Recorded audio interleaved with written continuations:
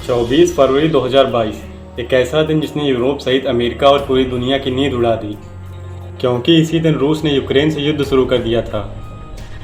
Putin chose this war. आप सभी ये जानते ही होंगे कि रूस का यूक्रेन पर आक्रमण करने का कारण यूक्रेन का एक संगठन में शामिल होना था, जिसका नाम है नाटो। आज की इस वीडियो में हम बात करेंगे नाटो क्या है, क्यों बना, रूस की इसमें क्या भूमिका रही और सबसे महत्वपूर्ण बात, भारत इसे पक्ष में या विपक्ष में।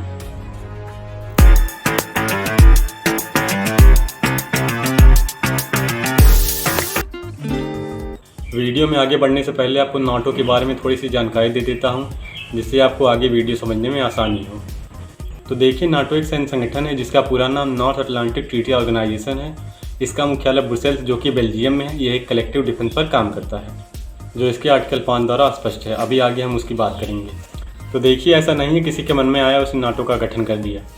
इसके पीछे कई कारण हैं। दरअसल वर्ल्ड वार 2 के बाद अमेरिका और रूस में चले आ रहे कोल्ड वार का सिलसिला और तेज हो गया।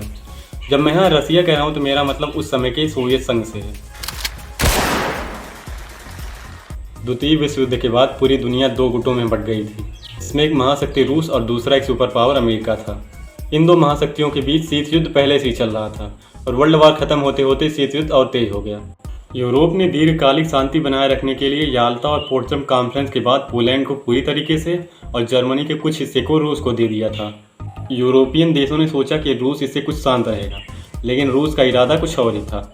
रूस ने अंतर्राष्ट्रीय नियमों का उल्लंघन किया और 1948 में बर्लिन को अवरुद्ध कर दिया। अप्रैल 1948 में चेकोस्लोवाकिया में कूच भेज दिया और इसके साथ ही ग्रीस, तुर्की और नॉर्वे को भी धमकियां देने लगा। इससे पहले 1948 में बेल्जियम, फ्रांस, लग्जमबर्ग, नीदरलैंड और यूके ने मिलकर ब्रुसेल्स ट्रीटी साइन की, जिससे वेस्टर्न फ्रंट बना। इस संगठन का मुख्य उद्देश्य सदस्य देशों की सामूहिक सुरक्षा, सामाजिक और आर्थिक सहयोग था। आगे चलकर ब्रुसेल्स की संधि नाटो ट्रीटी के निर्माण का आधार बना। उधर अमेरिका को मौके की तलाश थी और सोवियत संघ के इस विस्तारवादी और आक्रामक रवैये के कारण उसे मौका मिल गया। यूरोपीय देशों से मिलकर अमेरिका ने इस मौके का फायदा उठा लिया। जब यूरोप में यह सब चल रहा था तब यूनाइटेड स्टेट के सीनेट ने एक प्रस्ताव पास किया, जिसका नाम था वैंडेनबर्ग रेजोल्यूशन। इस रेजोल्यूशन ने अमेरिकन फॉरेन पॉलिसी को बदला। अब अमेरिका संवैधानिक रूप से शांति के समय किसी भी म्यूचुअल डिफेंस सिस्टम में भाग ले सकता है। इसके बाद अमेरिका ने ब्रुसेल्स ट्रीटी के सदस्यों से बातचीत शुरू की, जिसमें लग्जमबर्ग के अलावा सभी देश थे। इस ट्रीटी में ड्राफ्टिंग मुख्य रूप से अमेरिका, कनाडा और यूके ने किया, लेकिन बाकी सभी सदस्यों की बातों का भी ध्यान रखा गया। इन सबको 6 पावर टॉक का नाम दिया गया। इसके बाद 9 सितंबर 1948 को वाशिंगटन पेपर जारी किया गया, जिसमें ट्रीटी के नियम क्या होंगे, किन किन उद्देश्यों पर बात होगी, बेसिकली यही सब था। इसके बाद 10 दिसंबर 1948 को आधिकारिक रूप से बातचीत शुरू की गई, जिसमें लग्जमबर्ग ने अपना प्रतिनिधि भेजा। इसके बाद 8 मार्च 1949 को फाइनल बातचीत शुरू की गई, जिसमें डेनमार्क, आइसलैंड, नॉर्वे और पुर्तगाल को भी बुलाया गया। कई महीनों की बातचीत के बाद 4 अप्रैल 1949 को संयुक्त राज्य अमेरिका, यूके और कनाडा सहित 12 देशों के फॉरेन मिनिस्टर ने वाशिंगटन में वाशिंगटन ट्रीटी पर साइन किया, जिसके बाद से नाटो अस्तित्व में आ गया।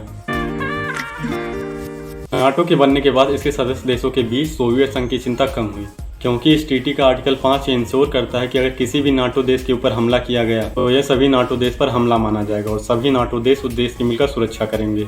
इसके कारण जो कमजोर देश थे उनको भी अब चिंता करने की जरूरत नहीं रही, क्योंकि किसी भी परिस्थिति में अन्य नाटो देश उस देश की रक्षा करेंगे, जिसके कारण और भी देश नाटो को ज्वाइन करने के लिए इच्छुक हुए। और नाटो के गठन के 3 साल बाद 1952 को ग्रीस और तुर्की ने नाटो को ज्वाइन कर लिया। इसी के साथ साल 1955 में जर्मनी और 1982 को स्पेन ने भी नाटो को ज्वाइन कर लिया।